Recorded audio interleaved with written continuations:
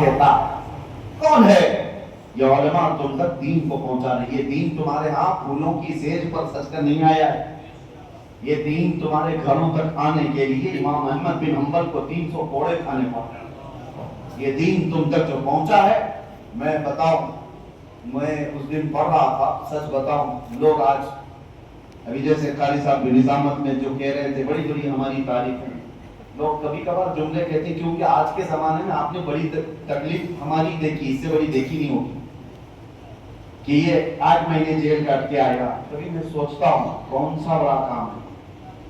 حضرت شمس الائمہ سرخسی رحمۃ اللہ تعالیٰ فقہ کے ایک امام اور فقہ حنفی کے امام، ان کو بلایا گیا وقت کے ظالم و جابر خلیفہ نے ان کو اپنے کچھ کام کرنے کے لیے کہا. انہوں نے منع کر دیا کہ میں رسول اللہ کی شریعت کے ساتھ کھلواڑ نہیں کروں. جانتے ہو ان کو اس نے اٹھا کر جیل میں ڈالا. جیل کیسی تھی؟ اللہ پڑھو تو حیرت ہوتی ہے. جیل یہ سلاخوں والی جیل نہیں، یہ کنواں کھودا گیا تھا، بہت بڑا کنواں کھودا گیا تھا، سوکھا کنواں. اس میں ان کو اتار دیا گیا تھا. اوپر سے ان کے اوپر ٹکڑے پھینکے جاتے تھے جس سے وہ کھا کر وہاں رہتے. اس کنویں کے اندر رہتے تھے اور ان کو چھوڑ دیا گیا تھا. یہاں تک تو بات سمجھ میں آ رہی ہے، کنویں پر رکھ کر کے ان کو اذیت دی جا رہی ہے. لیکن حیرت کی بات ہے، اس کنویں کے اطراف علم کے تلاشی سب آ کر کے اطراف جمع ہوتے تھے. کنویں کے اندر بیٹھ کر کے وہ لوگوں کو فقہ پڑھایا کرتے. ایک دو نہیں، مہینوں نہیں، سالوں ان کو اس اذیت میں رکھا گیا. وہاں بیٹھ کر کے انہوں نے کئی کتابیں لکھوا دی. یہ علماء ہیں، انہوں نے دین پہنچانے کے لیے نہ جیل دیکھی نہ کنویں دیکھے. مصطفیٰ کی شریعت ہے تو آگے بڑھی، مصطفیٰ کی شریعت ہے تو لوگوں تک پہنچنا ہے. سچ کہا قاری صاحب نے، الحمدللہ مجھے اس بات پر فخر بھی ہے، ایک دن بھی جیل کے اندر میں نے قرآن پڑھانا بند نہیں کیا. اور کبھی کبھار مجھے یہ بھی لگتا تھا، ہماری ڈیٹ آتی تھی کورٹ میں، ہائی کورٹ میں، آج ڈیٹ آئی، سارے قیدی جتنے ہیں سب جانتے ہیں، صبح جیسی بے رب کھلے سب آ کر بیٹھ جاتے. صبح سے ہمارا درسگاہ چلتی. کچھ ایسے قیدی تھے جن کو ایک آیت پڑھانے کے لیے 40 بار ریپیٹ کرنا پڑتا. آج ہی میں اپنے بھائی سے کہہ رہا تھا کہ میرے والد جب پڑھاتے تھے تو بہت اچھے انداز میں 1-2 مہینے کے اندر بچے کا دماغ کیپچر کر لیتے اور اس کو پڑھا دیتے. ہم سے ہوتا نہیں، غصہ آ جاتا ہے، مار دیتے ہیں کسی کو. اسی بات پر میں کہا جیل کے اندر ایک بار کا اتفاق ایسا ہے کہ میں پڑھا رہا اور وہ کہتی اب چھوٹ بھی گئے، سن رہے ہوں گے. تو کیسے پڑھ رہا ہے؟ کہا آپ جو بیرت میں بیٹھ کر کے اس کو اتنا پڑھاتے ہیں وہ سن سن کے ویسی آپ کو.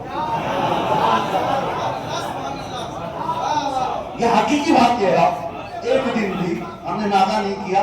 اور شاید اس وجہ سے جب ڈیٹ آتی تھی سارے لوگوں کی نگاہیں اور سارے لوگوں کے کان کھڑے رہتے، کیا فیصلہ آ رہا ہے، کیا سننے میں آ رہا ہے، کیا نیوز آئے گی.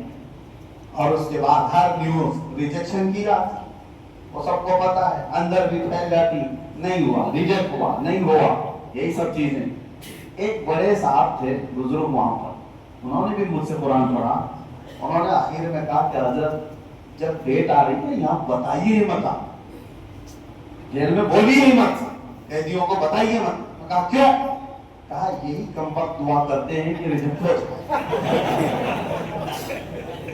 حضرت اور تھوڑے دن گئے ہمارا قرآن ختم ہو جائے. میرے عزیزوں، یہ تقریر کل کے لیے میں نے کہا، لیکن علماء کی یہ ذمہ داری ہے وہ جگہ نہیں دیکھتے، جہاں ہو مصطفیٰ کی شریعت پہنچا رہے ہیں. اور یہ ہونا بھی چاہیے جس جگہ پر بھی ہو. میرے آقا صلی اللہ تعالیٰ علیہ وسلم کی امانت تمہیں دی گئی ہے، پہنچاتے رہو. یہی تو کام مجدد حلقہ ثانی نے کیا. اکبر بادشاہ نے ان کو جیل میں قید کر دیا. 8 سال تک گوالیار کی جیل میں تھے اور 8 سال میں تو اکبر بھی مر گیا، ختم ہو گیا، اس کا دین الہی ختم ہو گیا. بیٹا جہانگیر آیا اور اس وقت حالات تھوڑے سے قابو میں آ گئے، دین الہی ویسی ختم ہونے لگ گیا. تو کسی نے سفارش کی کہ ایک عالم دین وہاں اندر بند ہے. اس نے حالات معلوم کروائے گوالیار کی جیل میں، جس کو باپ نے قید کیا، کیا حال ہے. قاصد آ کر کے بتاتا ہے بادشاہ سلامت، حال تو بڑا بے حال ہے، جس کو آپ کے باپ نے قید کیا تھا وہ مولوی نے 700 قیدیوں کا عالم بنا دیا۔ وہاں تو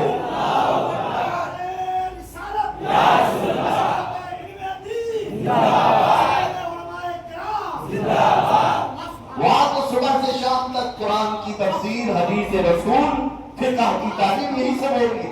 میں یہ باتیں اس لیے عرض کرتا ہوں کہ عالم کی شان ہے یہ، وہ جہاں بیٹھے وہ علم دین کو پھیلاتا ہے۔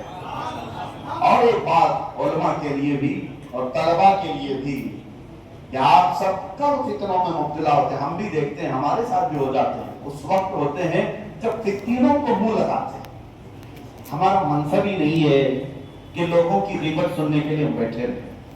جو بندہ آ کر کے علماء کے سامنے دوسروں کی برائیاں کرتا ہے، اس کے متعلق آگے وہ ضرور آپ کی برائی دوسروں کے پاس کرتا ہے، اور یہیں پر تو ہم ٹھوکر کھاتے ہیں۔ ہم اپنی راز کی چیزیں اس بیچارے کو بتا دیں اور وہ جا کر کے سیدھے ٹرسٹیوں کو بھرتا ہے، بتائے صدر صاحب تمہارے بارے میں مولانا کیا کہہ رہے تھے۔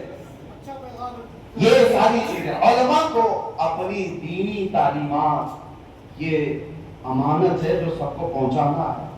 اور ایک دل کو چھو جانے والی بات بتاتا ہوں، امام احمد بن حنبل کا ذکر کرتا ہوں میرے عزیزوں، واقعی دل میں عجیب سی ایک کیفیت پیدا ہوتی ہے۔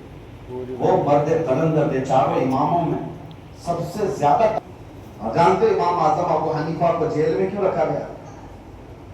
خلیفہ ابو منصور اس وقت اسے بلا کر کے کہا تھا کہ آپ قاضی القضات بن جائیے، چیف جسٹس بن جائیے۔ امام اعظم ابو حنیفہ نے کہا میں اس کا اہل نہیں تھا۔ ارے ان سے زیادہ کون اہل تھا؟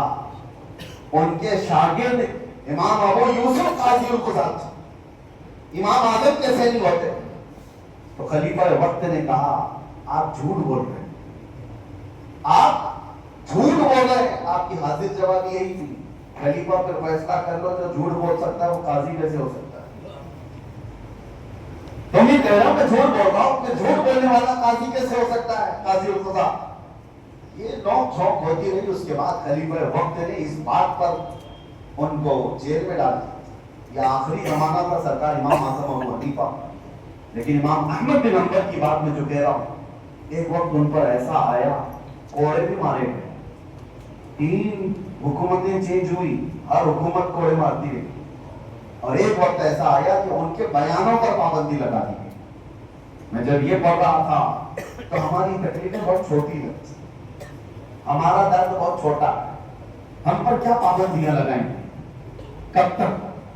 یہ زبان بند کرنے والی باتیں، یہ گلا پکڑنے والی باتیں یہ آج کی نہیں ہیں، یہ برسوں سے ہماری روایات۔ امام احمد بن حنبل کو پڑھ کر کے دل کو سکون ہوتا ہے، ہو سکتا ہے کل کو ہماری گردن یہ پکڑ لیں کہ بول نہیں سکتے، تمہاری خطابت پر پابندی، تمہاری تقریر پر پابندی۔ یہ ہم پہلے سے تمام چیزیں پریپیئرڈ دماغ میں ہے۔ امام احمد بن حنبل پر بیان کرنے سے تو چھوڑو، کسی کو سکھانے کے لیے بھی پابندی، اور ان کو گھر میں قید کر دیا گیا، ہاؤس اریسٹ، پولیس پوری باہر لگی۔ اس زمانے کی ایک بات میں بتاتا ہوں، ایک ایسے طالب علم